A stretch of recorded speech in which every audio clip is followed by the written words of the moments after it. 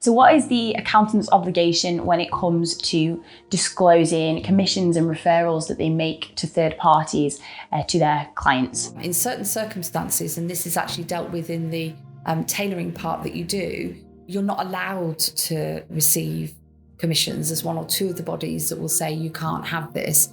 For anybody else where it's acceptable for you to be able to make referrals through to third parties, or to receive commissions in respect of services that you provide or introductions that you make to third parties, the professional body will say that, yes, it's okay for you to do that, but you have to be transparent in terms of what it is that you do.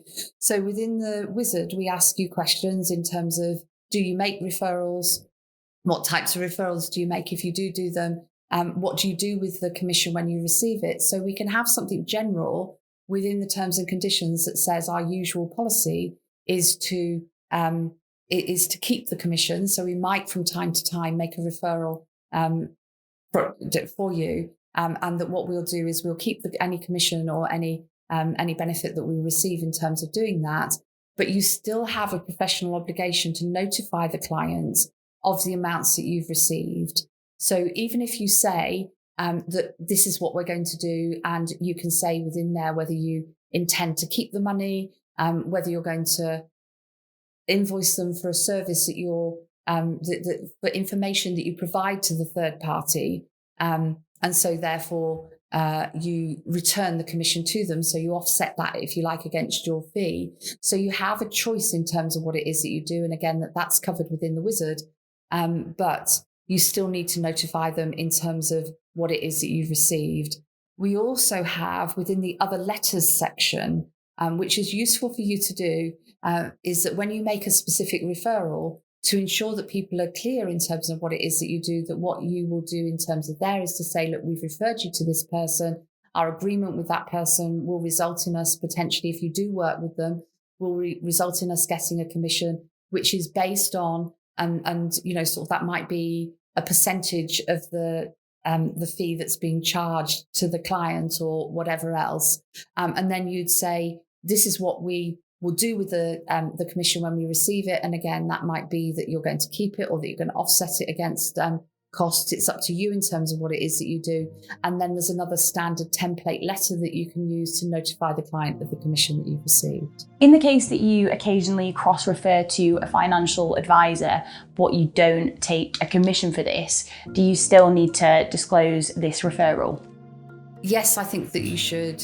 And I think that you should make sure that you've actually got that paragraph within your terms and conditions, because of course, if when you're asked those tailoring questions within the wizard, you say, no, we don't make referrals, that paragraph won't come up within your document. You can say within there that you don't actually receive any commission in terms of the referral that's being made. And I would just put an advisory in terms of what I'd say on here is that if you're a member of one of the professional bodies where they have where you can get the DPB status, which is a designated professional body status, which allows you to do exempt regulated activities. You need to be very careful, because you can make a referral to an independent financial advisor without being authorized to provide exempt regulated activities. But if you make that referral without having that authorization, you cannot comment on the advice that's been given. So, you know, sort of you just need to make sure that you're happy in terms of what it is that you do, because if you make that obvious referral, as opposed to just saying to somebody, look, if you want some advice, I know these people are reasonable, and just giving them a card or something like that, then you're not managing the contact with the client. If what you're doing is you're saying, please, can I introduce you to this person? And you're engaging yourself in that process, then you need to make sure that you're actually covering all of the regulatory bases in terms of what you do in those circumstances, because it is a little bit of a minefield.